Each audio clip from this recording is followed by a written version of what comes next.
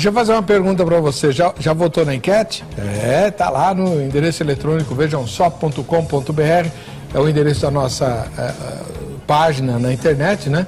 Que vai sofrer mudanças aí. Bom, essas promessas de mudança no site Vejam Só, eu escuto desde a época em que Jesus prometeu que ia mandar o Espírito Santo lá para Jerusalém. Os apóstolos receberam, eu não. Mas enfim, tá lá. O nosso site tá lá, ele vai mudar um dia, pela graça de Deus. Mas lá tem uma enquete e se você votar na enquete, além de contribuir para a nossa pesquisa, você se qualifica para o sorteio, né?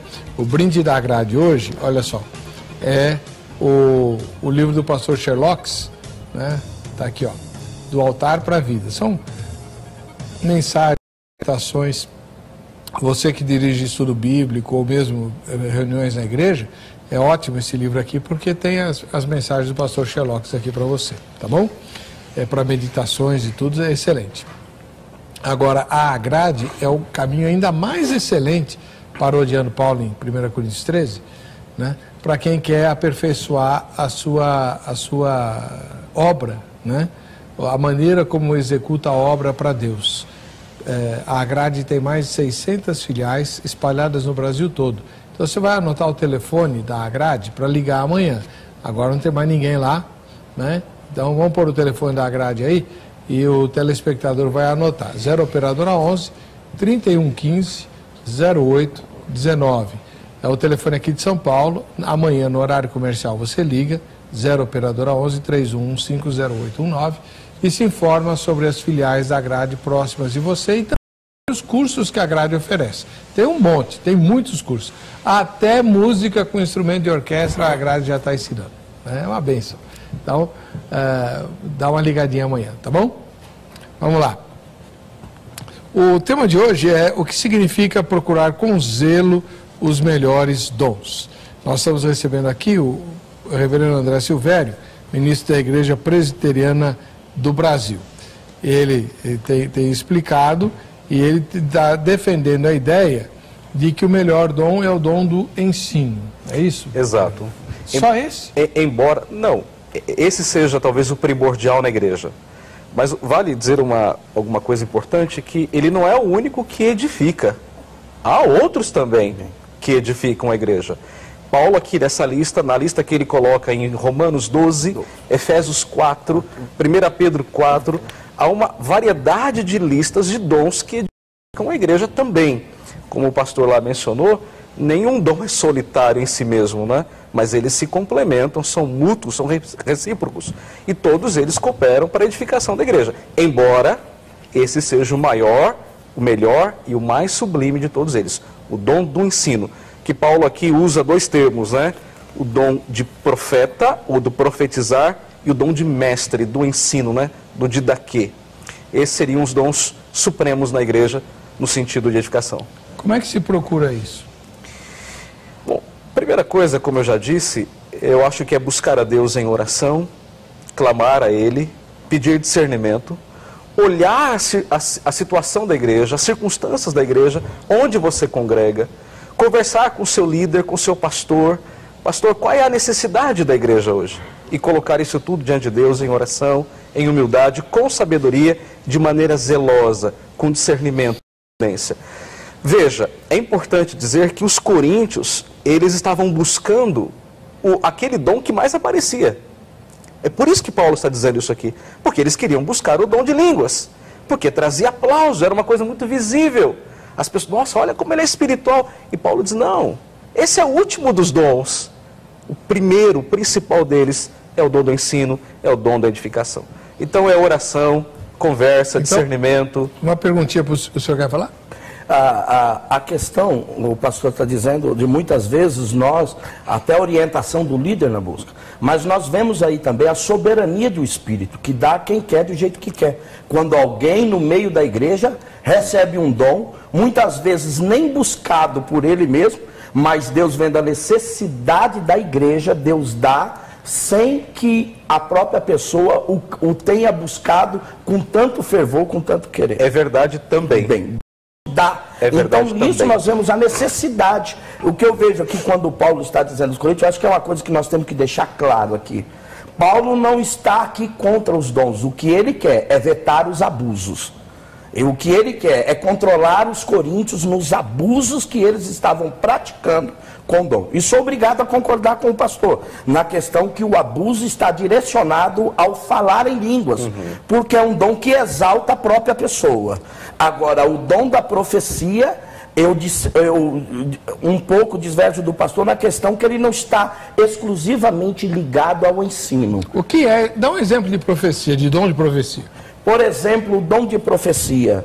Deus mostra a alguém o segredo oculto no coração de alguém. Um exemplo no Antigo Testamento.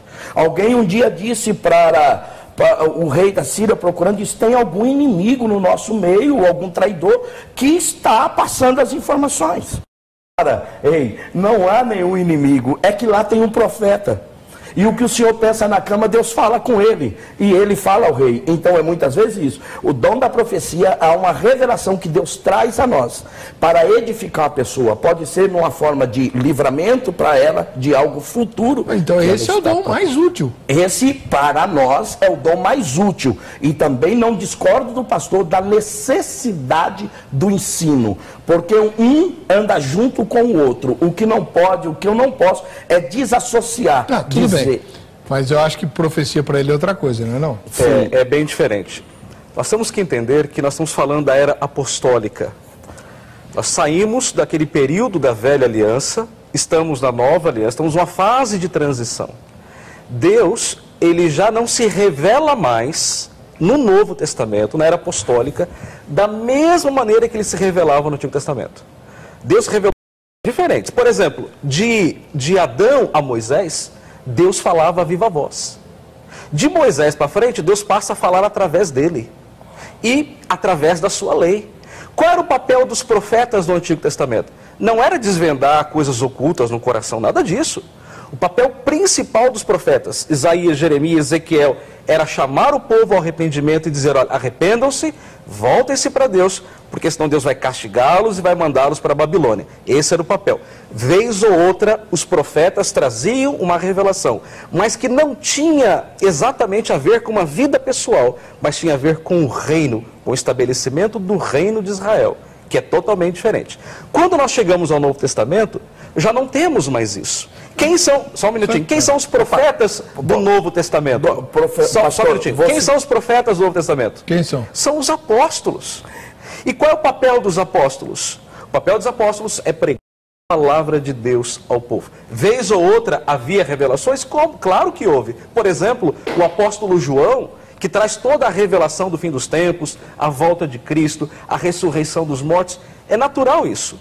Mas quando nós terminamos a era apostólica, nós não temos mais isso.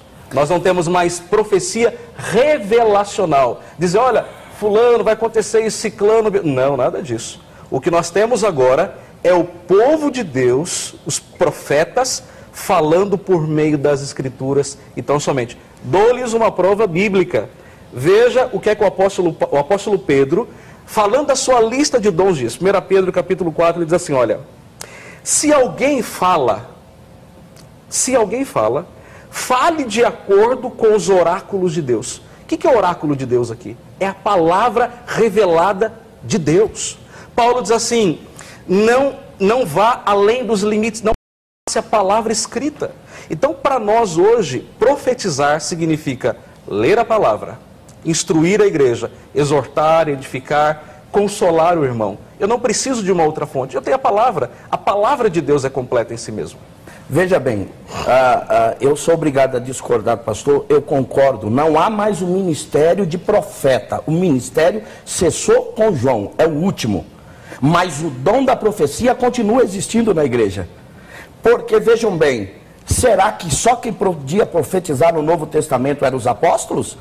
E as filhas de Filipe, que a igreja chama elas de profetisa, e que sequer nós temos conhecimento que elas tinham algum cargo eclesiástico na igreja? Elas profetizavam. E o profeta que a Bíblia chama de Ágapo, que pega Paulo, arrasta Paulo pela casa, demonstrando a Paulo algo futuro que ia acontecer com ele na igreja, a perseguição em Jerusalém. Para nós, a profecia Ela pode ter um cunho escriturístico, mas ela, além disso, ela tem um cunho revelatório de um futuro, porque o nosso Deus é o Deus que pode revelar o oculto, o escondido e aquilo que ainda não foi mostrado. Há exemplos no Novo Testamento claros disso.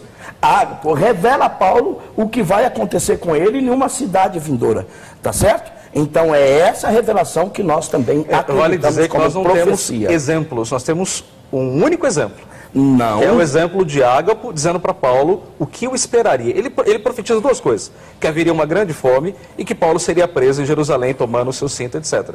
Mas esse dom revelacional, ele se encerra com os apóstolos. Uma vez que os dons extraordinários, eles tinham um papel muito claro, que era testificar que a mensagem do Evangelho chegou. É importante dizer que quando nós falamos de vamos dividir as coisas. Profecia no sentido de revelar, de vaticinar, de antever o futuro, isso não há mais. Nós não temos pessoas com esse dom. Porque se tivesse alguém com esse dom, seria muito fácil, ele poderia dizer o futuro de todo mundo. O que é que vai acontecer amanhã, etc, etc. Boa pergunta.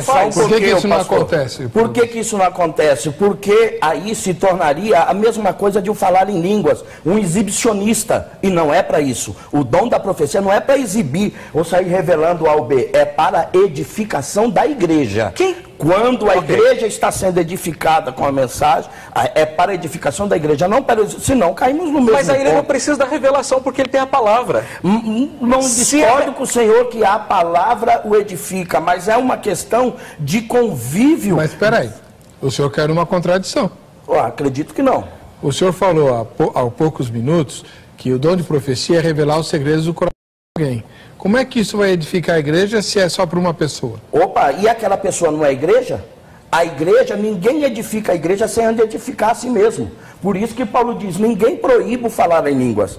Porque a primeira pessoa edifica a si, para depois edificar a igreja. E quando você edifica uma parte do corpo, Paulo diz que todo o corpo se alegra com aquela parte que está sendo edificada. Como Paulo diz que quando uma parte do corpo sofre, todo o corpo sofre com ele. Então, quando eu edifico alguém em particular na igreja, a igreja em si também é edificada por se alegrar com ele. Eu acho que nós temos que fazer o seguinte, temos que olhar o texto bíblico. Claro. Vamos olhar o texto bíblico. Sim. O texto bíblico, ele é muito claro quando Paulo explica detalhadamente o que é esse dom. Vamos olhar o texto bíblico. Vamos olhar. 1 Coríntios, capítulo 14, Paulo diz assim, versículo 3. Mas o que profetiza, fala aos homens.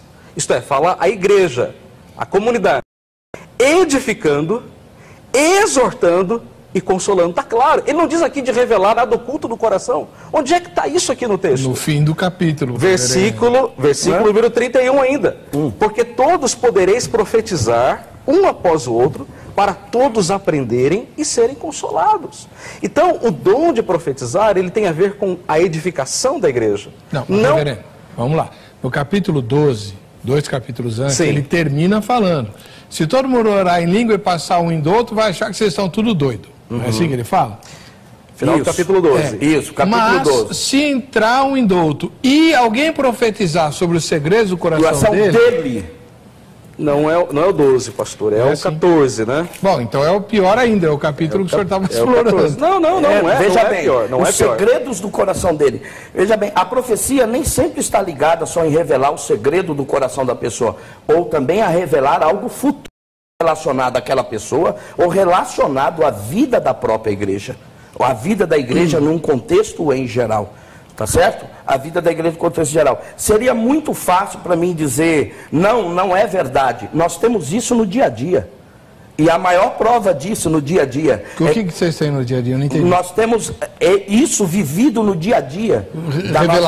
Revelações que têm edificado a igreja. E a maior prova dessa edificação é que o Senhor vem acrescentando, como fez em Atos, dia após dia. Vamos voltar ao texto aqui. Eu quero fazer um contraponto com aquilo que o senhor falou lá do final do capítulo 14. Isso. Paulo diz assim, porém, versículo 24, se todos profetizarem e entrar algum incrédulo ou indouto, pessoa que não entende nada, é por ele todos convencido e por todos julgado. Convencido do quê? Ora, do que um indouto ou incrédulo Do fato dele ser pecador. Exatamente. Aí o texto se explica. Verso 25. Tornam-se-lhe manifestos os segredos do coração. Qual é o grande segredo do coração do homem? A sua ineficácia, o seu pecado. Por isso ele não pode buscar a Deus. É isso que Paulo está dizendo. Não está dizendo que o camarada vai ter isso, vai receber aquilo outro, ou que vai ganhar aquilo, ou que vai passar por isso. Não é isso. O texto está nem se referindo aos crentes, está se referindo aos incrédulos. O texto é muito claro. E assim, prostrando-se com a face em terra, olha o texto, adorará a Deus, testemunhando que Deus está de fato no meio de vós. Ou seja, quando ele chegar lá na igreja, ele ouvir a profecia, ele vai dizer assim, é verdade, eu sou um pecador miserável, eu vou me render a Deus, eu vou adorar a Deus como meu Salvador. Não tem nada a ver aqui com outras coisas. Não tem porque a gente não quer que tenha, reverendo. Porque quem quer que tenha vai falar. O texto é claro. Eu estou interpretando o texto. Não, reverendo. Obrigado a discordar do senhor. Eu estou interpretando o texto. É lógico, até porque, veja bem, essa é a sua interpretação do texto, da linha ao qual o senhor foi criado, e eu a respeito. Mas não concordo com ela. Então, porque no dia a dia da nossa convivência, e olha, eu vou usar a palavra nossa, nós somos histórico. Nós temos, de Brasil, estamos atrás do senhor, o senhor tem 160 anos, o presbiterianismo no Brasil, nós temos 110, mas nós somos histórico. Nós temos história, e a nossa história comprova pelo dia a dia que o que nós defendemos, temos vivido no dia a dia da igreja. Mas também tem muita profecia furada, não tem? Veja bem, aí está no que Paulo está dizendo. O que ele não quer é o abuso. E nós sabemos que tem um monte de charlatão, nós sabemos que tem um monte de gente que diz que é Deus que está dizendo e não é Deus coisa nenhuma. Nós sabemos disso, mas isso não quer dizer, veja bem, senão nós caímos num erro. Com medo do que a criança vai ser no futuro, eu jogo o bebê fora junto com a placenta? Não, eu não posso ter esse medo, né? Então, por causa que eu não sei o que a criança vai ser, não. Por causa dos abusos, então, essa é a questão. Eu dizia antes até com o reverendo, o nosso maior desafio da igreja atual é manter o equilíbrio, é não ir nem a 80 e nem a 8. Mas aí o irmão reconhece que, no contexto do que nós estamos discutindo, se o melhor dom é profecia, e se a profecia desvendar os segredos do coração, como o irmão vem defendendo, isso não vai tornar a igreja muito mística. O lado que o reverendo está defendendo é o lado do ensino. A profecia é ensinar a aclarar as escrituras. Perfeitamente. Né? Que pode levar a igreja a ser muito racional. Não, de jeito nenhum. De jeito uma vida. Sabe por quê? Vou até dizer ao reverendo. Não, eu acho que a gente precisa das duas coisas. Veja, essa é a minha questão que eu estou dizendo. Desde o começo, eu não discordo do reverendo. Que há algum cunho da profecia no ensino. Ok? E isso nós temos provado. Nós temos ensinado a igreja. Ok? Vou falar para vocês historicamente. A Assembleia de Deus há 50 anos era uma coisa. Hoje a Assembleia de Deus é outra coisa. Há 50 anos você não falava de teologia dentro da Assembleia de Deus. Hoje toda a nossa igreja tem um núcleo teológico. Eu sou professor de um deles. Então qual que é a questão? A questão do ensino, nós não. Mas o que nós não queremos é ser uma igreja tão mecânica. Até porque eu dizia ao pastor sobre George Whitefield, e ele conhece muito bem. Claro. Um dia, é isso que eu estou dizendo, um dia um repórter disse a George, e disse a ele, Senhor, eu poderia publicar os seus sermões? Ele disse, sim, jovem.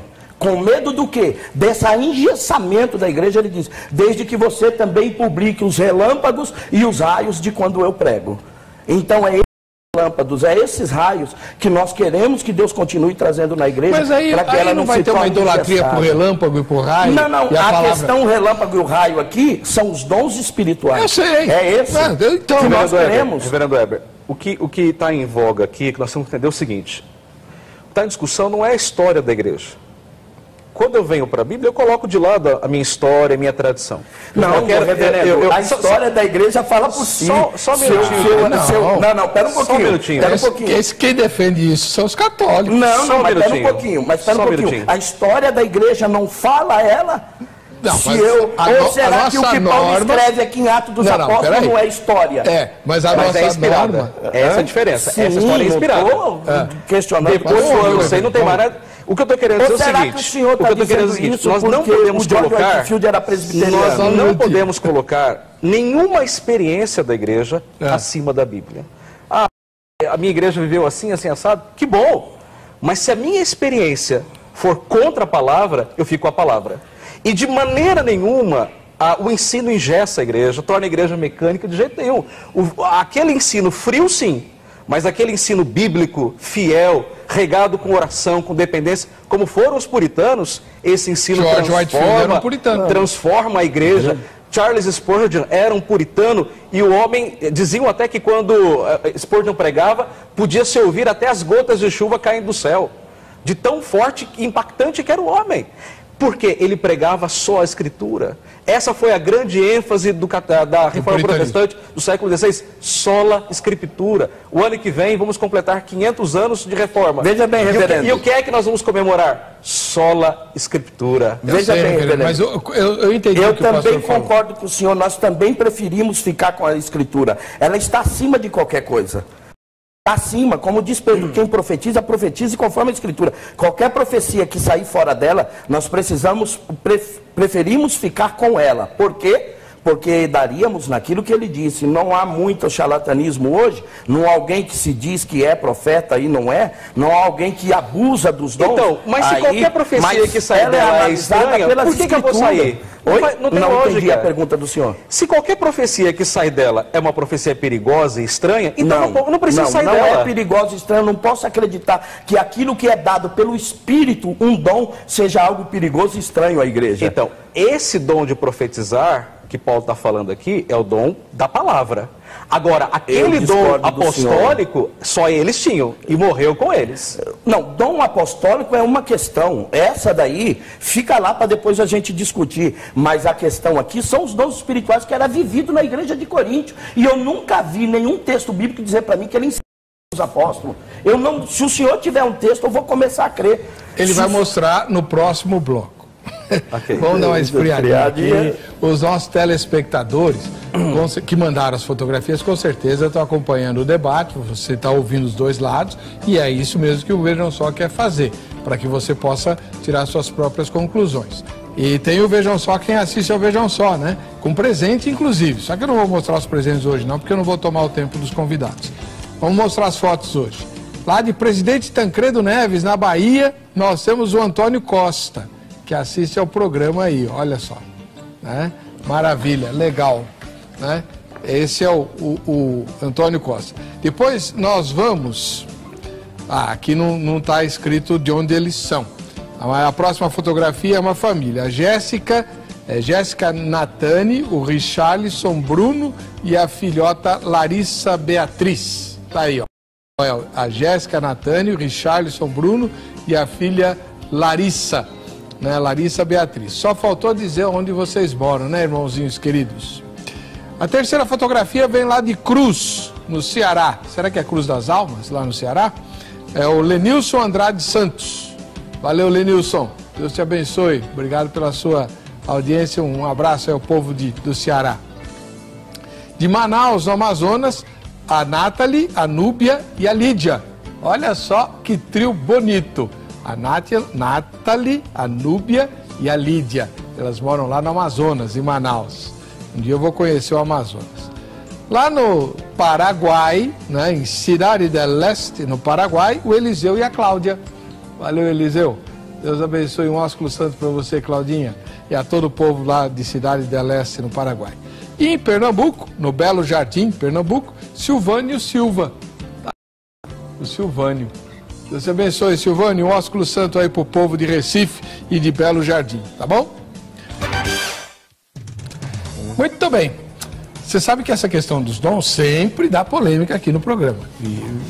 Aliás, o Zeca falou isso na matéria de abertura. Não é de hoje, né? Desde a época do Marcião não. Montano, dos montanistas, lá no primeiro século. Mas enfim, o Zeca foi ouvir os crentes lá na Crentolândia sobre o tema de hoje. Vamos ver. Lá em 1 Coríntios 13, Paulo fala que a gente tem que procurar os melhores dons com zelo. O que significa isso? Eu acredito que o zelo significa cuidado, porque tem muitos cristãos que usam do dom espiritual de uma forma errada, de uma forma para se propagar. né? Então eu acho que a gente tem que ter zelo com as coisas de Deus, né? Da melhor forma possível a gente usar o que Deus empresta pra gente. Zelo, eu creio que é um cuidado, né? Buscar também permanente, né? Estar sempre na presença de Deus, sempre na palavra, né? Porque não acontece às vezes das pessoas entrar no engano, numa confusão, né? Então eu acho que é assim, eu entendo que é assim. Eu acho que é o que a pessoa, o que se encaixa na pessoa, né? Para ter zelo para si mesmo, o melhor dom é o que encaixa com você, né? Procurar ter o dom do amor. Se você é a pessoa certa para isso, então você tem que procurar. Bom, eu acho assim que a gente tem que buscar. Se eu sou uma pessoa amorosa e busco pelo dom do amor, é aquilo que cabe para mim. Se eu louvo ao Senhor, então eu não posso buscar o dom da pregação, eu tenho que buscar o dom do louvor, para Deus me abençoar cada vez mais. O assunto dons continua fazendo confusão, né? Porque, sei lá, enfim. Bom, mas eu fui desafiado, né? Fui Fui desafiado. Então, e eu quero responder. Mostrar onde na Bíblia diz que os dons iam cessar. Ok, eu quero mostrar um outro lado da história. De fato, não há nenhum versículo que diz assim, cessou quando João morreu. Não existe isso na Bíblia. Mas o que há na Bíblia é que a descrição dos dons extraordinários, sinais, prodígios, curas, línguas, enfim, todos aqueles dons miraculosos, extraordinários, só foram feitos pelos apóstolos. Vou ler o texto. Atos 2:43. Em cada alma havia temor, e muitos prodígios e sinais eram feitos por intermédio dos apóstolos. Atos capítulo 5, versículo 12. Muitos sinais e prodígios eram feitos entre o povo pelas mãos dos apóstolos. Dos apóstolos. Por que eles faziam isso? Para testificar que o evangelho do reino havia chegado. Vou dar um exemplo claro disso. Quando João Batista mandou 2 discípulos a Jesus, és tu mesmo o Messias? O que ele responde? Ele disse, olha, diz lá para ele, os cegos veem, os paralíticos andam, os surdos, exatamente, e o evangelho é pregado aos pobres. Então, os dons, eles tinham um propósito específico, testificar que o evangelho havia chegado. E por fim, uma outra passagem muito interessante, que vale a pena ser lida e interpretada, é Hebreus capítulo 2, versículo 3. O autor diz assim, que não era o apóstolo Paulo, o autor de Hebreus não é Paulo efetivamente. Como escaparemos nós, se negligenciarmos tão grande salvação, a qual, tendo sido anunciada inicialmente pelo Senhor, pregada por ele, foi-nos depois confirmada por aqueles que a ouviram. Ora, quem é que ouviu primariamente a mensagem do Senhor? Os apóstolos. E aí o autor diz assim, dando Deus testemunho juntamente com eles. Qual era o testemunho que Deus dava da mensagem apostólica? De que o reino havia chegado? Por sinais, prodígios, vários milagres e por distribuição do Espírito Santo, segundo a sua vontade. Fazer uma pergunta. Então, só um minutinho, deixa eu só concluir. Portanto, esses dons espetaculares, miraculosos, somente os apóstolos tinham, e única e exclusivamente um cidadão que não fazia parte, não era um apóstolo, mas que estava no círculo apostólico, cujo nome era Filipe. O único. E por que Filipe fazia aqueles sinais e prodígios? Para mostrar que o evangelho também era chegado e que o evangelho também estava entre os samaritanos, que não eram exatamente os judeus de primeira estirpe. Somente isso. Não há nenhuma outra passagem, nenhum outro registro na Bíblia de alguém que faz sinais, curas, milagres e prodígios como os apóstolos. Então, o senhor acredita quando Paulo diz à igreja de Corinto de cura, de milagres, ele está dizendo de apóstolo? Ele estava falando exatamente dos apóstolos. E quando ele pergunta, são todos apóstolos? Realizados. São todos vocês realizados apóstolos? na era apostólica. Veja bem, eu vou respeitar o senhor, mas eu vou dizer ao senhor que o senhor não nos provou nada em nenhum texto. Oxe. Porque, vou dizer uma coisa para o senhor, a palavra que Paulo diz aqui, procurai, ela está no grego no imperativo do presente. Então o sentido é continuar procurando. é continuar procurando. E nós que cremos, é uma questão de fé. Se você crê que isso ficou para o passado, você vai, logicamente, de todos os meios, ou você vai tentar justificar quando ele não existe mais, ou se você crê, você vai tentar buscá-los. É uma questão então, de fé. Uma pergunta. Se todos esses dons aqui devem ser procurados e buscados, como é que o irmão responde então quando Paulo fala do dom do apóstolo? Como é que o irmão busca o dom do apostolado? Isso daí, eu nem precisava responder para o senhor, reverendo. Vou lhe responder com uma outra pergunta. Para o senhor ter ideia, quando Pedro levanta para que alguém tome o lugar de Deus, ok? Por quê? Porque o seu ministério não foi completo. Tiago morre no capítulo 12. Ele some do capítulo 4 até o capítulo 12, nós não temos ideia de Tiago. Segundo a história, Tiago está na Espanha. Alguns acreditam isso, que Tiago é o primeiro a englobar essa visão missionária da igreja e vai à Espanha. Tiago volta, ele é morto. E nós não temos relato na igreja nenhuma de que ninguém toma o seu lugar. Por quê? Porque acreditamos que o ministério dele foi completo. Então não tem por que botar outro lugar. Porque o Senhor mesmo disse, os apóstolos é um ciclo fechado. Mas quando Paulo escreve aqui, ele não escreve apóstolo, ele escreve a igreja. É a igreja de Coríntio. Os crentes de Coríntio que falavam a língua estranha. É uma incoerência. Como incoerência? Porque o mesmo texto que o senhor diz lá, profecias, mestres, operadores de milagres, cura, socorro, governo, também diz lá o primeiro deles, apóstolo. Ele a um estabeleceu Deus na igreja, primeiramente apóstolos. Ora, se eu tenho que buscar aquilo que é o dom mais excelente, o melhor dos dons, e o primeiro que Paulo coloca então, é o dom do apostolado. Então você acredita que o melhor dom então é o apostolado? Não acredito. Não acredito porque ele cessou, mas o seu pensamento é incoerente. Não. Eu também acredito com o senhor que ele cessou. Agora não é porque Paulo dá uma relação dizendo que há apóstolos.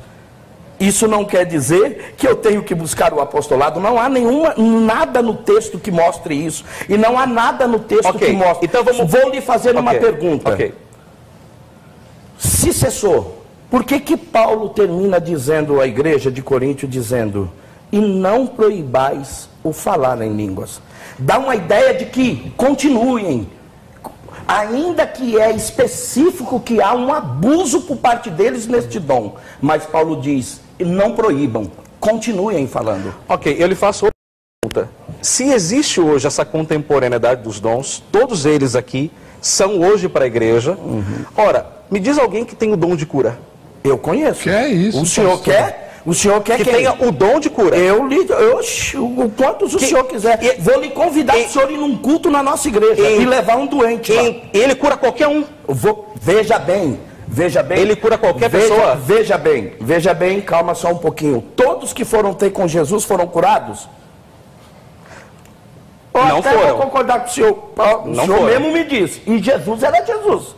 Então vejam bem, a primeira coisa que eu tenho que entender não é porque eu tenho dom, porque se eu sair curando todo mundo, eu posso cair dentro do abuso do dom. Mas eu tenho que saber se está no plano de Deus. Se é da vontade de Deus curar aquela pessoa, ele está no plano da cura. Senhor, quem pecou? Foi esse ou foi a sua mãe? Mas que dom é esse que não cura? Não, o dom cura, mas não quer dizer que eu tenho que curar a todos.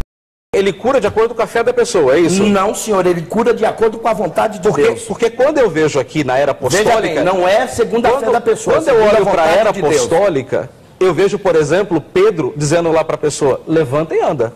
Independentemente da fé, ele diz, levanta e anda. Mas a questão aqui não é fé, a questão aqui é vontade de Deus. Se é vontade de Deus curar alguém. Porque agora... o dom que eu tenho é exercido mediante a soberania de Deus. Eu não sou dono do meu próprio dom. Uma senhora disse ali, e ela disse uma frase eu acho que eu achei muito coerente.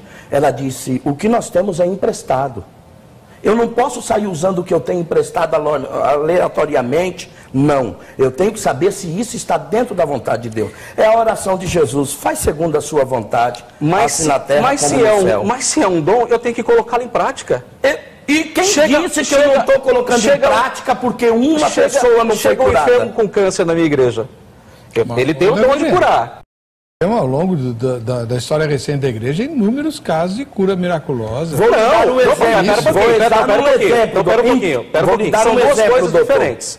Uma coisa é o dom de cura. Curados em igrejas. Outra coisa é Deus curar. Eu creio que Deus cura. Curados em igrejas onde o líder... fui curado. Mas o senhor ora para que Deus cure alguém? Mas eu não precisei ir a alguém que tem o dom de cura. Mas existem essas pessoas que dizem isso, que tem o dom de cura e curam. E eu nem quero que o senhor vá por atrás, exemplo, foi um que cansou. Mas isso é a experiência dele. Isso não está na Bíblia. Como que não está na Bíblia? Dom de cura. Ele falava, eu tenho dom de cura, tragam os aleijados aqui. Okay. Da Igreja Brasil para Cristo. E ele curava todas as pessoas? Curava. Todo mundo instintamente? Não, por isso que eu digo para o senhor que o dom não pode ser exercido ao bel prazer, porque chegou um doente eu achar que porque eu tenho o dom, que eu irei orar e ele será curado. Não, a primeira coisa que eu tenho que entender, ele está dentro do plano da cura de Deus? É da vontade de Deus curar essa pessoa? Porque é melhor ela ser lançada no inferno com um braço só do que com os dois, ela entrar no reino do céu com um só, do que com os dois ela ir para o inferno. Então eu tenho que saber, essa cura no plano de Deus, que está além do meu conhecimento, no plano de Deus, na soberania de Deus, no conhecimento de Deus, a cura vai fazer bem para essa pessoa? A pergunta é a seguinte, vamos voltar para a questão. Não, mas a pergunta só é a seguinte, isso tudo é experiência, o que é que a Bíblia fala? Isso é a experiência do Manuel de Melo, essa era a pergunta que eu queria fazer do fulano, do ciclano. Eu quero saber o que é escrito. E como farão a mão sobre os enfermos e os curarão? Pois era para os apóstolos. Tá, reverendo, deixa eu fazer Me prove que Jesus está falando com os apóstolos. Reverendo. Marcos capítulo 16. Reverendo, Estevão não fazia parte do ciclo apostólico. E ele curou, fez prodígios, sinais, está lá em Atos 7. O senhor até me perdoa, fica muito fácil falar, foi uma única experiência. Na Bíblia é para ser seguida. Mas a pergunta que eu quero fazer... Ou não é inspirada a história de Estevão? Vamos voltar para a questão da profecia, que os 6:2 aqui, o dom de cura nenhum de vocês concordou. Mas o dom de profecia vocês dois concordaram que é o mais excelente, certo? Sem dúvida, não tem dúvida. Então vamos voltar para a questão da profecia. Nós temos um problema aqui, porque o pastor Calixto diz que profetizar além de falar sobre a Bíblia, também desvendar segredos do coração ou trazer mistérios... revelar mistérios. Já o pastor André diz que não, que é ensinar a palavra do dom de profecia. Aí, reverendo, para o senhor responder e depois o pastor Calixto comentar. Por que profetizar no texto em tela, que é o texto de Coríntios, não pode significar prever o futuro ou desvendar mistérios? O senhor usou um texto de apoio em Pedro, que o usado lá é que se alguém fale segundo os oráculos de Deus. Até onde eu sei, a palavra oráculo se refere à revelação de mistério. Tanto é que tinha o oráculo de Delfos, o mais famoso centro de consulta. Tem algo místico aí, mística, lá do passado e tal. Então, Pedro usaria um outro termo, que não oráculo, se ele tivesse apenas se referindo a ensinar o que já foi revelado. Duas objeções. Primeiro, todas que o senhor quiser. Nós temos que interpretar a Bíblia à luz da Bíblia. O senhor sabe disso. A primeira regra da hermenêutica básica é essa. A Bíblia se interpreta assim mesmo. E Paulo explica o que é esse dom aqui no texto. Não há motivo para outra coisa. Ele diz aqui no verso 3, o que profetiza fala aos homens, edificando, exortando e consolando. Paulo não diz que revela o futuro, que sonda os mistérios do coração. Ele não diz. Ele diz o que faz. Agora, como vai fazer, reverendo? Ele está dizendo o que a profecia faz. Agora, peraí, reverendo. O senhor quer dizer para mim que uma pessoa não é edificada quando ela traz um filho doente e ele é curado? Lá veio o senhor de novo com o dom da cura. Não, eu só estou dizendo um exemplo. O senhor quer dizer para mim que uma pessoa não é edificada quando eu revelo a ela algo que está oculto ao conhecimento dos homens, e isso lhe traz um bem, ela não é edificada, ela não é exortada quando Deus me mostra algo oculto na vida de alguém, porque muitas vezes nós que estamos dentro de uma situação, como Davi, precisou Natan dizer a ele, para que ele reconhecesse o seu pecado. Então muitas vezes a pessoa que está dentro não consegue ver, ou muitas vezes Deus usar alguém para revelar a alguém um segredo, ou algum problema que está lhe causando talvez até um próprio pecado, e isso lhe trazer o arrependimento. Ela não está sendo edificada, ela não está sendo exortada. A pergunta não é essa, pastor, com todo respeito, a pergunta não é essa. O que eu estou dizendo é o seguinte, não há pessoas hoje na igreja que tenham esse dom. É isso que eu estou afirmando. Mas Biblicamente... Mas aí, reverendo, eu estou discordando do senhor que há pessoas com isso. Ok, o senhor tem todo o direito de discordar. Eu estou falando de acordo com a palavra de Deus. O que a palavra está dizendo? Nós também falamos de acordo com a palavra de Deus. A pergunta é a seguinte, o que o texto está dizendo é outra coisa. Assim, não, só um instantinho. Eu vou fazer uma pergunta bem objetiva para o irmão. Vai lá. O senhor fala assim, é muito claro nas Escrituras. Até que ponto eu leio as Escrituras querendo enxergar uma clareza que seja coerente com a minha doutrina? E até que ponto a clareza das Escrituras emana dela mesma? O exemplo da palavra oráculo é perfeito. Ora, no mundo antigo sempre se usou oráculo para se referir à revelação mística. Sempre. Especialmente no grego. Aí Pedro usa essa palavra, oráculo. O senhor pega e traduz oráculo por ensino. Eu vou explicar. Oráculo quer dizer palavra falada. É isso que quer dizer oráculo. Falado em que termo? Eu vou explicar, eu vou explicar, reverendo. Eu vou explicar. Tá bom.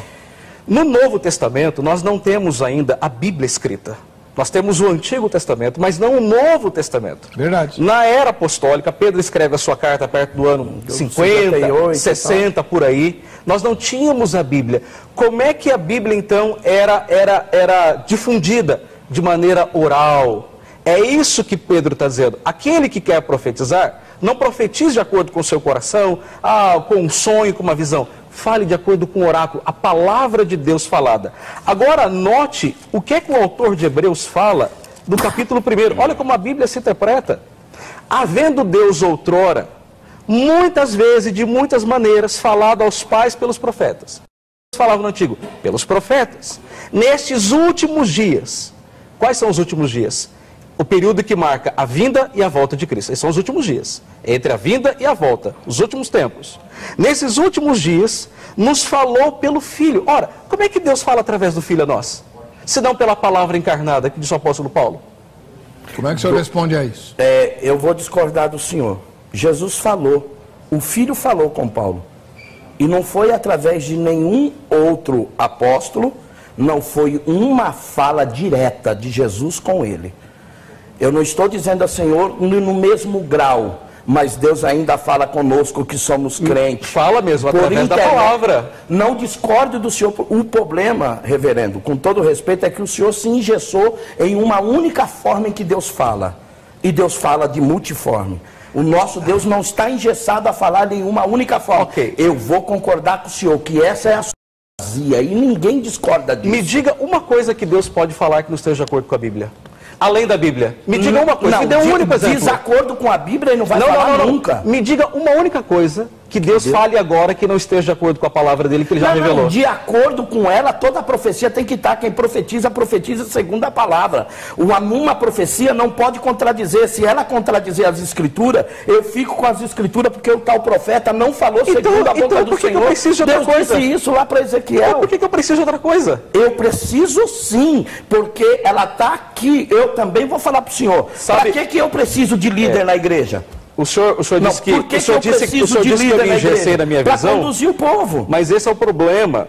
Muitas vezes, não vou generalizar não, tá? Mas muitas vezes do pentecostalismo, que vai além da Bíblia, que precisa de algo mais, de uma experiência. Olha, do que Deus me revelou, do que Deus está me dizendo. Esse é o problema.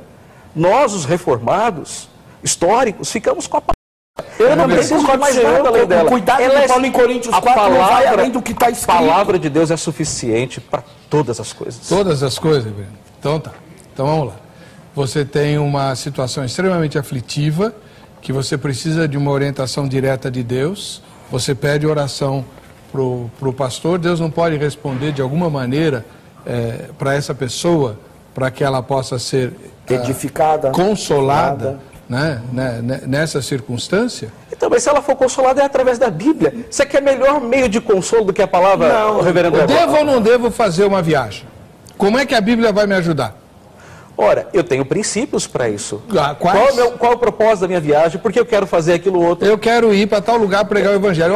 O próprio apóstolo Paulo menciona que Deus impediu ele de ir para um determinado lugar. E olha, veja bem, ali ele diz ali, o Espírito de Cristo é a única vez que a Bíblia cita como que é uma ação direta de Deus com ele. Então, nós estamos confundindo as coisas. Por quê? O senhor está confundindo as bolas. Não, o senhor eu está estou confundindo as provocando esferas. respostas. Não, o senhor está confundindo as coisas. Uma coisa é Deus se revelar e falar diretamente, como falou com Paulo. Isso é uma coisa. Outra coisa é Deus nos dar paz no coração, discernimento para tomar... São coisas... Isso eu creio. Tá. Que Deus fala dá diretamente discernimento. hoje? Deus fala diretamente hoje? Fora da palavra, não. Então Ele Deus não fala diretamente fala diretamente com o senhor. Deus só fala com o senhor na palavra. Na palavra. Quando o senhor está lendo na a Bíblia. palavra. Fora disso, o senhor não Mas ele dirige... Ele já deu a opinião dele. Nós não vamos ele dar a opinião dirige o de meu ninguém coração, ele me dá paz, ele me dá tranquilidade. Isso. Ele me guia nas decisões. O homem que teme o Senhor, ele o instruirá no caminho que deve seguir. Perfeito. Ficou bem claro as duas opiniões. Flávio Henrique Gomes da Silva, ele mora em Maceió. A paz de Jesus e tal, aí... Quanto ao tema, hoje, procurar o melhor dom deve ser procurar na pessoa na qual o dom é evidente, de acordo com a necessidade de quem o procura. Pois quando há uma necessidade de cura, deve-se procurar quem tem os dons de curar. Mas quando o problema é de exorcismo, deve-se procurar quem tem o dom de discernimento de espíritos. Logo, essa explicação pode ajudar muita gente que passa por problemas semelhantes a esse, pois quem concede os dons é o Espírito Santo, e ele dá a quem, por sua soberania, determinou conceder o dom, a cada um individualmente. Portanto, quem precisa de uma palavra de sabedoria deve buscar aqueles irmãos ou irmãs que tenham recebido esse dom, e assim deve ser seguido esse princípio sempre com muito cuidado e sabedoria. Então o Flávio tem uma interpretação bem diferente, né? Ele entendeu que procurar os melhores dons é procurar as pessoas que têm o dom que eu preciso. Veja bem, o verso 7, Paulo diz para um fim proveitoso. Parece que a ideia aqui é que você busque aquilo que se adapte a você para um fim proveitoso da igreja. Mas não, o Espírito Santo tem que saber isso? Por que Então, eu tenho que procurar? exatamente, aí vem a soberania do Espírito, que muitas vezes dá a alguém algo que nem ele mesmo quer, ou algo que nem ele mesmo se adapte para o quê? Por exemplo, eu vou dizer ao Senhor, eu comecei o meu ministério cantando. E num dia, na falta de um pregador para pregar na noite, o meu pastor me jogou na frente e disse, você vai pregar hoje. E através daquela oportunidade, isso não quer dizer que eu não estava preparado para isso, pois já era seminarista, até aluno do pastor Xerox. Mas o que acontece? Não era o meu, mas através daquela oportunidade, eu comecei a desenvolver. É tanto que hoje... Deus desperta. Deus desperta. Eu hoje desenvolvo o ministério da palavra e não mais do canto. Então aí está a soberania de Deus. Mas quem canta deve se aperfeiçoar no canto. Quem busca a palavra deve se aperfeiçoar. É o que Paulo diz, aquele que preside, então que presida. Aquele que ensina, então que ensine. Ou seja, se dedique naquilo que Deus já te deu. Tá. Tadeu de Araújo, também mora em Maceió. Mesmo que a referida administração tenha sido direcionada à Igreja de Corinto, no entanto, acreditamos que o significado não mudou em nossos dias. Do nosso ponto de vista, cremos que o apóstolo incentivou os crentes a buscarem os dons de modo geral, para a edificação da comunidade cristã. No entanto, o mesmo deu mais ênfase ao dom de profecia, conforme 1 Coríntios 14, 1 a 4. Sendo assim, o ardor no tocante aos mesmos deveria ser como no passado. Que pena que mudou e muito. O culto cristocêntrico tem sido substituído pelo antropocêntrico. Então, em cima disso, deixa eu fazer uma pergunta para o senhor, reverendo, que eu esqueci, eu anotei aqui e não fiz. Se o melhor dom é o dom de profecia, e Paulo fala para todos buscarem, todos vós profetizar e tal, significa que todos na igreja devem ser mestres? Não, de forma nenhuma, porque quando Paulo escreve isso, ele coloca de maneira geral para a igreja. Por quê? A igreja, de maneira geral, de Corinto, queria buscar o dom de línguas. Isso. E Paulo fala, então, de maneira geral, ao invés de buscar o dom de línguas, busquem o dom da profecia, do ensino, da edificação, da exortação. Mas nem todos têm os mesmos dons. Mas como é que funciona na prática esse? E, aliás, essa pergunta vale para o senhor também. Aliás, começando com o senhor, depois ele fala. Como é que é na prática o todos vós podereis profetizar uns depois dos outros para todos aprenderem e serem consolados? É assim que fala, né? Para que sejam edificados. Para que sejam edificados. Tá. Então, essa questão é o quê? Há um abuso na igreja de Coríntios. Então, Paulo até chega a dar um número, que fale 2, no máximo 3. Para que o quê? Para que cada um venha uma interpretação. 2? Venha uma interpretação. Então, Por falta de revelação e de funcionar o meu ouvido, eu não entendi que nós chegamos ao final do programa. Nós temos 2 minutos para terminar. O senhor vai ficar devendo a resposta. Vai ter que voltar aqui. Voltaremos, com alegria. A gente vai fazer. O assunto vale a pena. Outro debate. Vale. Realmente o debate hoje foi um dos mais enriquecedores. Agradeço de coração a presença do reverendo André Silvério, ministro da Igreja Presbiteriana do Brasil, e o pastor Antônio Calixto, da Igreja Assembleia de Deus. O contato desses dois irmãos está no site vejamsó.com.br. É só clicar lá que você tem. Vamos ver quem ganhou o presente da grade? Foi o Natanael. Parabéns, Natanael. Deus abençoe você, ele que mora lá na Bahia. A gente se encontra no próximo Vejam Só.